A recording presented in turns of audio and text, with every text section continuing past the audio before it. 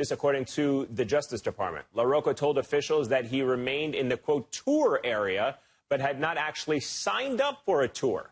Joining me now is NBC News Washington investigative correspondent Scott MacFarlane. He has been leading the pack on this reporting. Scott, good to have you with us. So what did we learn from LaRocca's preliminary hearing today, and what other major developments are we seeing in alleged insurrectionist cases that you're tracking?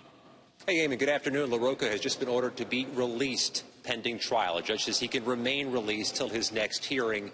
He's the only defendant we've seen so far who's made this tourist argument, that he was in the designated area, that he was where tourists normally go, according to charging documents. But the feds say he quickly acknowledged he was part of no tour group that day. He's not accused of being violent, so a judge says he can remain released. The same cannot be said of another Texan charged, Daniel Caldwell. A judge has ordered Caldwell to remain jailed indefinitely. They say that's him outside the Capitol January 6th using chemical spray against multiple officers on the front line. And they say he was seen with and using a special band radio, an indication he might have been coordinating that day. But they also allege some heinous acts in his past. They say he has a criminal history of spousal abuse and of ripping the phone from the wall when his wife tried to call 911. And they say, Eamon, he broke a hospital bed in 2013 when he was brought to the hospital for a blood draw after a DUI arrest. And, Scott, there's been this interesting dynamic that we're seeing. Several incidents of alleged insurrectionists making arguments that seem disconnected from the reality of the riot and what people have witnessed. For instance, citing false conspiracy theories that Black Lives Matter actually sent agitators to the protest.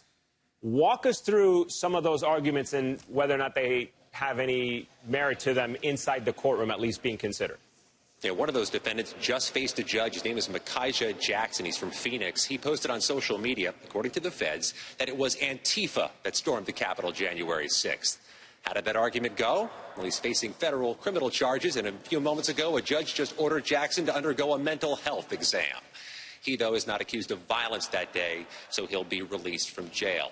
One other thing I'm noting, though, Naaman, in just the past few hours, several defense lawyers indicating plea negotiations have begun, but they can't close the deal. Just one signed plea agreement so far.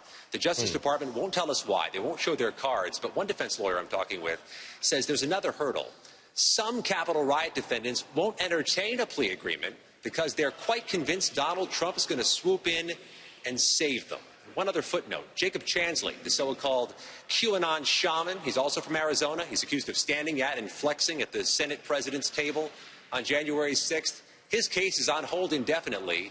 A judge has just ordered a psych exam. They're waiting for the results of the exam before moving forward.